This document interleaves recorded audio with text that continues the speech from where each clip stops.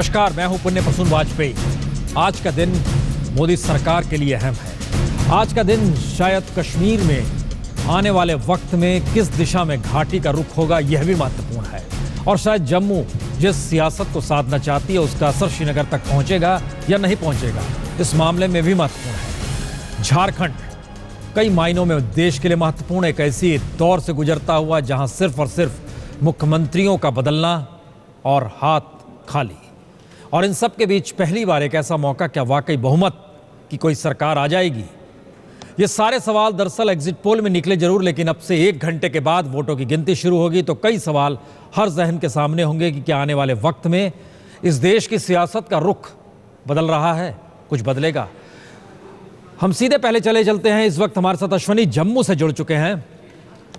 अश्वनी, किस तरीके का इंतजार है, और खास तौर से जब यह मान लिया गया कि जम्मू में एक अलग दिशा है, श्रीनगर में एक अलग दिशा है, और इन सब के बीच जम्मू कश्मीर में सरकार बननी है, तो क्या यह माना जाए कि आने वाले वक्त में या आज जिस लहजे में चुनाव परिणाम आएंगे उसमें एक नया गठबंधन देखने को मिलेगा? जी प्रसून, साफ जाहिर है कि कश्मीर में जो है पीडीपी का वहाँ पर काफ़ी मेजॉरिटी आएगी, और जम्मू में जिस तरह से हमें रुझान मिल रहे हैं, जम्मू में बीजेपी को काफ़ी वोट मिलेंगे। 2002 में बीजेपी के पास 1 सीट थी, 2008 में उनके पास 11 सीटें बन गई, और वो चाहते हैं कि कम से कम इस दफ़ा जो है वो काफ़ी उनको जो है मिशन 44 जो कामयाब हो पाए, पर वो कितना हो पाएगा वो अभी 2-3 घंटे में पता लग जाएगा। और लगता है कि बीजेपी मैक्सिमम जो है वोट शेयर जो है जम्मू से लेके जाएगी, और कश्मीर में क्या कमल खिलता है कि नहीं है, मगर बीजेपी का जो है सरकार बनाने में काफ़ी भागीदारी होगी, क्योंकि बीजेपी कोशिश करेगी कि पहली दफ़ा इस तरह का माहौल बना है कि बीजेपी को सबसे ज़्यादा जो सीट्स मिलेंगी, उसको देखते हुए उनके पास 2 ही ऑप्शन है, या पीडीपी और बीजेपी सरकार बनाएगी, या जो नेशनल कॉन्फ्रेंस जो है वो सपोर्ट करेगी दूसरी पार्टी को, चाहे आउटसाइड करे, या कांग्रेस या पीडीपी बनाएगी सरकार। तो ये चीजें देखते हुए अभी 2 या 3 घंटे में सारा जो क्लियर हो जाएगा कि आखिर बीजेपी कहां तक जा पाएगी, कितनी सीटें ले पाएगी। जी प्रसून। अरे अश्वनी, सवाल बड़ा सीधा था कि नया गठबंधन की दिशा में जम्मू कश्मीर बढ़ेगा या नहीं बढ़ेगा। अशरफ, आप बताइए, क्या जम्मू कश्मीर के आज के चुनाव परिणाम के बाद कोई नया गठबंधन देखने को मिलेगा जिसकी सरकार होगी? बिल्कुल प्रसून जी, दरअसल कोई राजनीति में कोई चीज तय नहीं होती है। हमने देखा कि नेशनल कॉन्फ्रेंस ने एनडीए सरकार में भी भागीदारी देखी अपनी। उमर अब्दुल्ला मंत्री भी बने, पहले मंत्री बने, केंद्रीय मंत्री, वो एनडीए सरकार में ही बने। तो किसी चीज को कई नेताओं की तरफ से बातों के बावजूद भी खारिज नहीं किया जा सकता है। जिस अंदाज से जम्मू कश्मीर में अब ये पूरी तरह से बात सामने आ रही है, क्योंकि कश्मीर में जिस अंदाज से वोट अलग तरीके से हुआ है और जम्मू में दूसरे तरीके से हुआ है, तो उस बीच साफ है कि किसी भी पार्टी को पूर्ण बहुमत नहीं मिलेगी। ये तो बिल्कुल क्लियर बात है। यहां तक कि जो पॉलिटिकल पंडित कश्मीर के हैं वो ये भी कह रहे हैं कि जो भी एग्जिट पोल किसी अलग अलग एजेंसियों द्वारा हुए हैं, शायद पहली बार वो पूरी तरह से जो है फेल दिखाई देंगे जम्मू कश्मीर के चुनावों के नतीजे आके। वो नेता भी कह रहे हैं अलग अलग पार्टियों के। लेकिन एक बात तो साफ है, आपकी आवाज बड़ी हल्की हल्की आ रही है, हमारे कान में कुछ अंग्रेजी का सुनाई दे रहा है बहरहाल, लेकिन कुछ लगता लाइन 2 मिल गई है। लेकिन हम जरा सा हम आपके पास लौट रहे हैं, कुछ सुनाई नहीं पड़ रहा था आपकी बात जो आ रही थी। लेकिन दूसरी तरफ हम देख रहे हैं झारखंड में धर्मवीर सिन्हा हमारे साथ हैं। धर्मवीर, घाटी में हम देख रहे हैं कि अभी सुबह का वक्त है, लेकिन अभी अंधेरा है, ठंड जबरदस्त है। झारखंड में हम देख रहे हैं उजाला आ गया है, धूप निकल गई है, धूप खिल रही है। क्या वाकई एक नई सुबह झारखंड में आज होगी? देखिए प्रसून जी, यही देखना है कि लोगों को उम्मीद जरूर है कि सुबह एक नई सुबह होगी, जिस तरह की बीजेपी का भी जो अरमान है वो 7वें आसमान पर है। जो एग्जिट पोल है वो बता रहे हैं कि पहली बार राज्य में अपने बलबूते बीजेपी अपनी सरकार बनाएगी। जो अब तक जो लाचारी थी, जो मजबूरी थी कि किसी तरह गठबंधन की सरकार चल रही है, और इस वजह से जो लाचारी है, जो जिस तरह लूट मचा हुआ था राज्य में, अब ये कम से कम अब बीजेपी को ये कहना नहीं पड़ेगा, जिस तरह से 9 साल में 3 बार बीजेपी के मुख्यमंत्री, 4 बार मुख्यमंत्री रहे, बाबूलाल मांडी को भी अगर गिन ले तो, लेकिन उसके बावजूद जो राज्य में हुआ कुछ नहीं हुआ, विकास कुछ नहीं हुआ। लेकिन एक नई सुबह की हम उम्मीद जरूर कर सकते हैं अगर यहाँ पर पूर्ण बहुमत की सरकार बनती है तो। प्रसून जी। रहे हैं। राजनीतिक तौर पर घाटी में बहुत चीजों का इंतजार है। सरकार को लेकर कई सवाल हैं। क्या 6 महीने या 7 महीने हो गए हैं, तो ऐसे में प्रधानमंत्री मोदी के लिए ये 2 राज्य के चुनाव बहुत मायने रखते हैं। एनडीए शासित राज्यों में अभी 12 राज्यों में इस वक्त सरकार है, 11 राज्यों में सरकार है, और जीत जाते हैं तो 13 हो जाएंगी। लेकिन इन सब के बीच कहीं ना कहीं किसी ना किसी रूप में कांग्रेस के भीतर कुछ सवाल ऐसे हैं जो बार बार इस बात की दिशा में ले जा रहे हैं, अगर उसने गंवाया तो फिर उसके हाथ में क्या बचेगा। शायद इसीलिए जम्मू कश्मीर और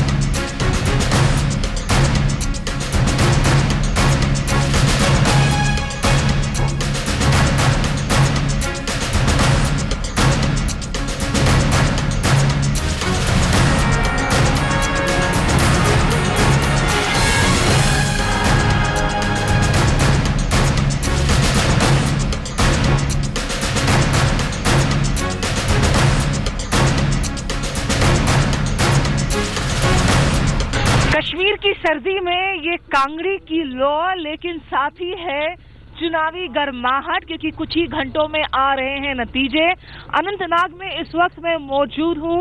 वैसे दक्षिण कश्मीर में पीडीपी का जो है ये गढ़ माना जाता है। मुफ्ती मोहम्मद सईद साहब पीडीपी के नेता बिजबेहरा से आते हैं, लेकिन यहाँ जो अनंतनाग के लोग मौजूद हैं, जिसकी भी सरकार बने, जो भी नई असेंबली की सूरत हाल हो, उससे उम्मीदें क्या हैं, हम ये गुफ्तगू करने के लिए यहाँ पहुंचे हैं। जनाब, ये बताएं कि इस सर्दी में जब आप चुनावी नतीजों का इंतजार कर रहे हैं, नई सरकार से उम्मीदें क्या हैं आपकी? यहाँ मुफ्ती मोहम्मद सईद ये और पीडीपी भी है, ये कुछ काम नहीं कर सकते हैं। इस गांव का ये इसका नाम यमू था, आज तक कोई काम नहीं यहाँ हो चुका है। दूसरा जो बात था, कोई भी गवर्नमेंट आया इसने सब कोई काम नहीं करता, खाली बेरोजगारी भी है, कोई काम भी नहीं है, गरीब लोग भी यहाँ था। यहाँ इतना से इतना प्रॉब्लम लोगों से, ये सिर्फ रास्ते पर बैठता है, कोई काम शाम नहीं है। आपको क्या लगता है, जो भी सीएम साहब बनेंगे, कह रहे हैं कि शायद पीडीपी की सरकार बन जाए, अगर मुफ्ती मोहम्मद सईद साहब वापस से सीएम बनते हैं, आप उनको क्या कहना चाहेंगे? अगर वो सीएम बनेंगे तो उसको डेवलपमेंट पहले और बेरोजगारी खत्म करनी है। मैं भी एक बेरोजगार हूँ, मैं भी एक ग्रेजुएट हूँ, डिप्लोमा होल्डर हूँ, कोई रोजगार नहीं मिला है। इसलिए मैं अगर मुफ्ती मोहम्मद सईद चीफ मिनिस्टर बनेगा तो उसको पहले रोजगार, उसके बाद डेवलपमेंट, और उसके बाद जो यहाँ कश्मीर में खून खराबा होता है वो बंद करें। नई सरकार की जो है टॉप 3 प्रायोरिटीज क्या होनी चाहिए, कि सबसे ये 3 चीजें हैं जो सरकार को सबसे पहले करनी है? एक तो कश्मीर इशू है मैम, दूसरा बेरोजगारी है, और तीसरी डेवलपमेंट है।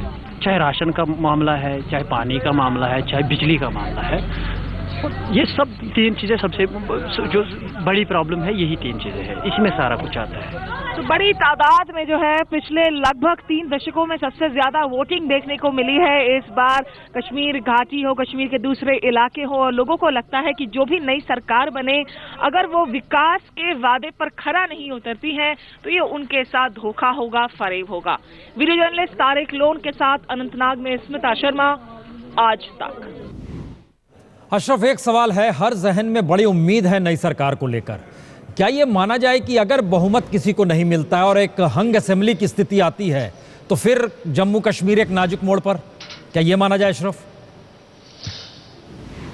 बिल्कुल, कहीं ना कहीं जिस अंदाज से इन चुनावों में लोगों ने मतदान में अपनी भागीदारी दिखाई, रिकॉर्ड तोड़ वोटिंग हुई, उसकी मंशा ही यही साफ जाहिर है कि लोगों को उम्मीदें हैं कि जो सरकार या जो नुमाइंदे वो चुनेंगे वो शायद उनके लिए भला करें, उनके लिए काम करें।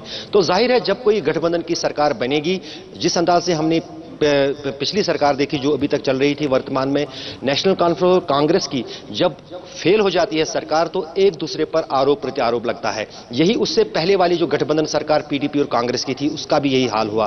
तो जाहिर है कि अगर उस तरह से नई सरकार जम्मू कश्मीर में फिर बनती है जिसमें कहीं ना कहीं गठबंधन की राजनीति होगी तो लोगों को जाहिर है कि निराशा होगी और गठबंधन की जो कमजोरियां हैं वो कहीं ना कहीं साफ उस सरकार पर हावी हो जाएंगी। धर्मवीर, दूसरा सवाल झारखंड को लेकर है। क्या पहली बार वाकई बहुमत के साथ कोई पार्टी आ सकती है? और बीजेपी एग्जिट पोल में तो कम से कम नजर आया है। देखिए, बीजेपी तो गदगद है क्योंकि जो जितने नेता हैं बीजेपी के, सबको इस बात को लेकर ये वो आश्वस्त है कि यहाँ पे सरकार बन रही है बीजेपी की और पूर्ण बहुमत की सरकार बन रही है, जिस तरह एग्जिट पोल भी बताया है। लेकिन सबसे बड़ी बात यही है कि अगर पूर्ण बहुमत की सरकार नहीं बनती है तो राज्य में वही होगा जो पिछले 14 सालों से हुआ। विकास के नाम पर, जिस तरह से आप जानते हैं कि झारखंड में कुछ नहीं हुआ, भाड़े पर सरकार चल रही है, भाड़े पर सेक्रेटरिएट है, विधानसभा है, और ठीक उसी तरह से 22 ऐसे नेता हैं, 24 ऐसे नेता हैं जिस पर पिछले 2 सालों में जो आए और ईडी का जो मामला उनके ऊपर हुआ, इनके यहाँ रेड हुआ। तो ये हाल है राज्य का, पूरी तरह से लूटखंड बना हुआ है ये राज्य। धर्मवीर, लोगों को अगर बीजेपी आ जाती है तो सीएम कौन बनेगा? ये देखिए, ये बड़ा सवाल है कि झारखंड के खट्टर कौन होंगे, लेकिन इसका जवाब अमित शाह या मोदी ही दे सकते हैं। झारखंड के लोगों को भी ये जानने की उत्सुकता है कि इस बार किसके हाथ में चाबी होगी, सत्ता की चाबी किसके हाथ में होगी। प्रसून जी, आपने ऐसा क्यों कहा कि झारखंड के खट्टर कौन होंगे?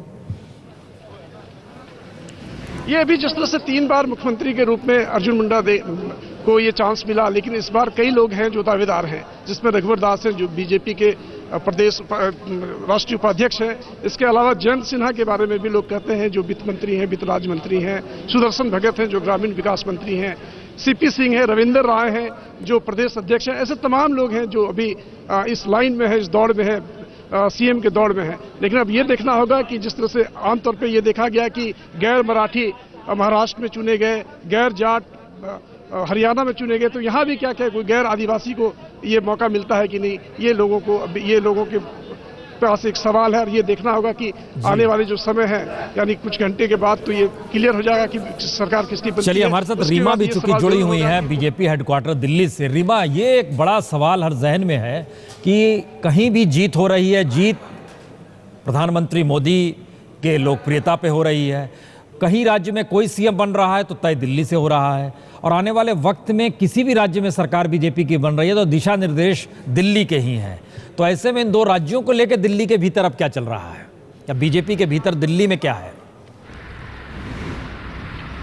देखिए, जो बीजेपी के अगर हम लोगों की बात करें तो खुद बीजेपी के नेता अंदर खाने ये बात एग्जिट पोल के जब नतीजे आए थे उससे पहले ही कह रहे थे कि जम्मू कश्मीर में बीजेपी को पूरी उम्मीद है कि 11 से ग्राफ बहुत आगे बढ़ेगा और सरकार बनाने में बीजेपी की अहम भूमिका रहेगी। लेकिन झारखंड को लेकर बीजेपी के तमाम नेता लगातार ये आश्वस्त रहे हैं कि झारखंड में पूरी मेजोरिटी के साथ सरकार बनेगी। और यही वजह है कि तमाम जो दिल्ली में बैठे हुए नेता थे कल, क्योंकि आज संसद का आखिरी दिन है इस सत्र का, और कल हम हमने देखा कि जो भी नोकझोंक हो रही थी, चाहे वो लोकसभा में हो, राज्यसभा में हो, वेंकैया नायडू हो या दूसरे तमाम नेता हो, वो ऑपोजिशन को लगातार यही कहकर चिढ़ा रहे थे, टीज कर रहे थे कि कल जो सुबह 8 बजे से नतीजे आएंगे आप सबको पता लग जाएगा कि संसद में आपने हंगामा किया। लेकिन जनता क्या चाहती है, तो बीजेपी तो ये मानकर बैठी हुई है कि झारखंड में उसकी सरकार बनने जा रही है और जम्मू कश्मीर में उसका ग्राफ बहुत आगे बढ़ेगा।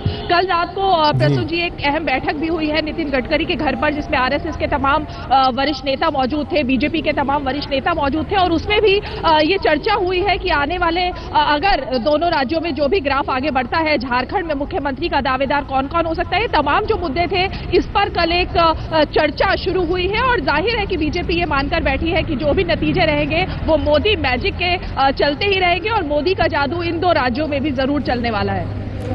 धर्मवीर, एक सवाल चूंकि जिक्र रीमा ने उस बैठक का कर दिया जिस बैठक में धर्मांतरण का मुद्दा उठा और कहा गया कि अब कोई नहीं बोलेगा।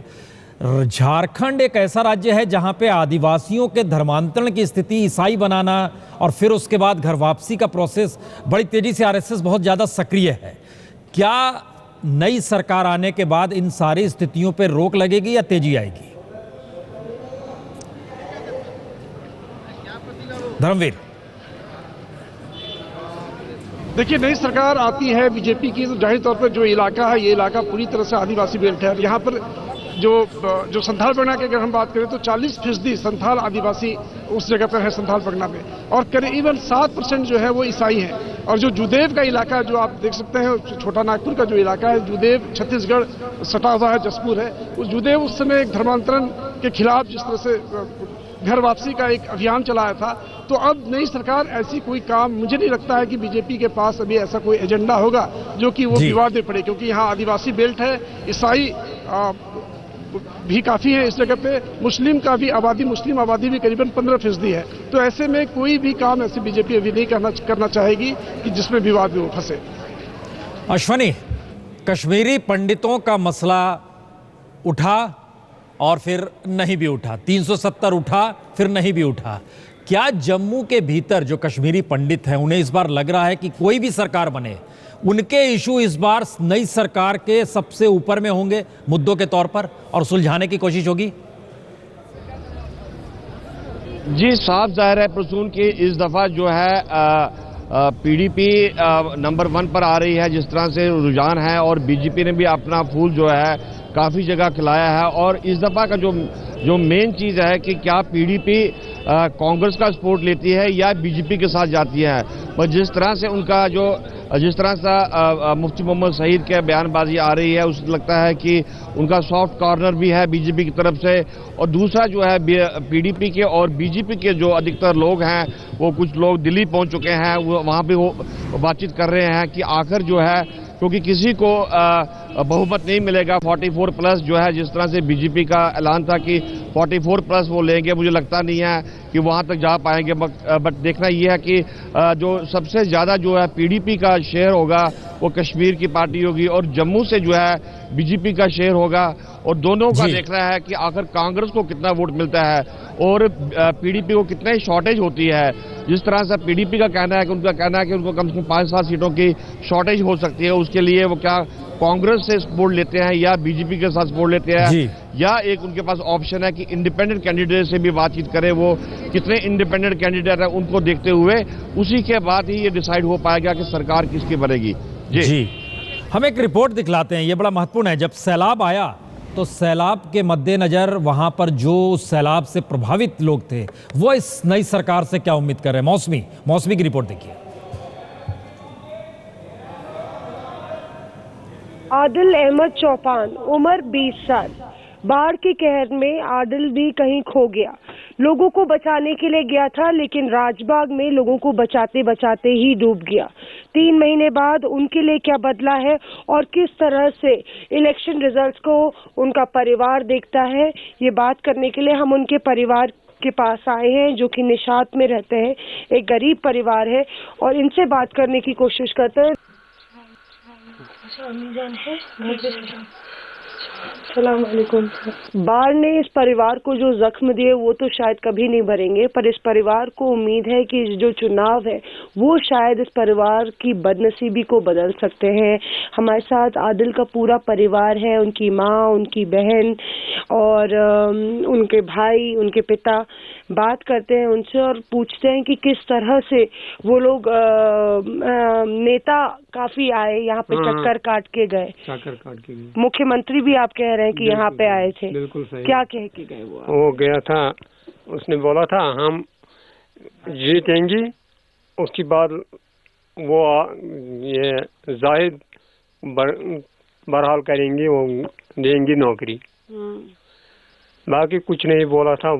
तो आप लोग ने सबने वोट डाला था? जी, वोट तो हम सब ने डाला था। इस बारी काफी लोग निकले हैं बाहर वोट डालने के लिए, शायद बदलाव के लिए। हाँ, शायद बदलाव आ जाए और सहारा बन जाए लोगों का। उम्मीदें तो सबकी है कि सहारा बनेगा, लोग, ये सरकार बदल जाएगी तो बेसहारों को सहारा मिल जाएगा, बेसहारों को सहारा मिल जाएगा, यही उम्मीद लगाए यहाँ पे लोग बैठे हैं, चाहे वो बाढ़ पीड़ित हो या वो लोग हों जो गरीब है, जो बेरोजगार है।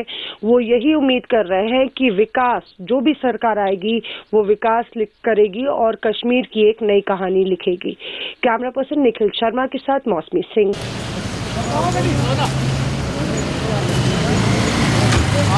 वाकई इतना बड़ा है कि सैलाब के मद्देनजर जो लोग प्रभावित हैं और अचानक चुनाव हो गया, चुनाव में जो स्थिति बनी और अब नई सरकार बनेगी, तो क्या डेवलपमेंट का सवाल, इंफ्रास्ट्रक्चर का सवाल, घाटी में ये सबसे बड़ा सवाल है नई सरकार के सामने अब होगा। अशरफ, प्रसून जी, आप सवाल दोबारा दोहराएंगे? हम कह रहे हैं हमने देखा सैलाब से पीड़ित परिवार से देख रहे थे, तो क्या नई सरकार के सामने घाटी का इंफ्रास्ट्रक्चर, घाटी का डेवलपमेंट, ये सारे कहीं मुख्य मुद्दे होंगे?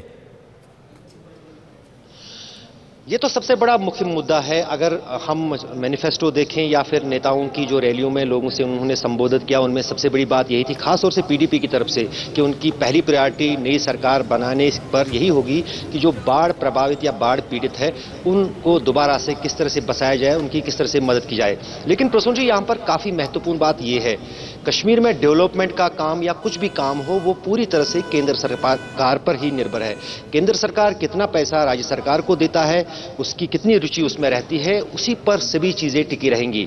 अगर बीजेपी का कुछ भी रोल रहा जम्मू कश्मीर की नई राज्य सरकार में तो शायद ये चीजें जो है रफ्तार पकड़ेंगे। लेकिन अगर बीजेपी नई सरकार से बाहर रही तो शायद उतनी तेजी और उतनी जो लोग, जो नई सरकारों या पार्टियों की विचारधारा है, विचार है कि वो करने जा रहे हैं, शायद उसमें कुछ दिक्कतें आ सकती हैं। क्योंकि आपको याद होगा कि प्रधानमंत्री, हम एक मिनट जरा सा आपको रोकेंगे। धर्मवीर, एक जानकारी दीजिए, आपके पीछे हम देख रहे हैं बड़ी तादाद में लोगों की आवाजाही है, ये किस लिए है? देखिए, ये यहाँ पे मतदान कर्मी और पोलिंग एजेंट की भीड़ है इस जगह पर। यहाँ यही है जहाँ मतगणना होगा, 8 बजे से मतगणना शुरू होगा और 8 से मतगणना शुरू है। आधे घंटे जो है वो पोस्टल जो बैलेट है वो गिने जाएंगे। तो ये जो भीड़ है ये आप देख रहे हैं कि जो कार्यकर्ता है, पोलिंग एजेंट है, उसके अलावा जो मतगणना कर्मी है उनकी भीड़ है। तो यहाँ पे लोगों की भीड़ लगनी शुरू हो गई है। जाहिर तौर पर जो प्रत्याशी हैं वो भी अभी थोड़ी देर में पहुँचेंगे, जैसे रुझान आना शुरू हो जाएगा तो ये भीड़ उसी की है। तो ज्यादा लोग किस पार्टी के नजर आ रहे हैं? क्योंकि एग्जिट पोल में तो ज्यादा वोट दे दिए गए बीजेपी को, लेकिन लोग किस पार्टी के ज्यादा है वहां पर? अभी कोई झंडा या बैनर लेकर लोग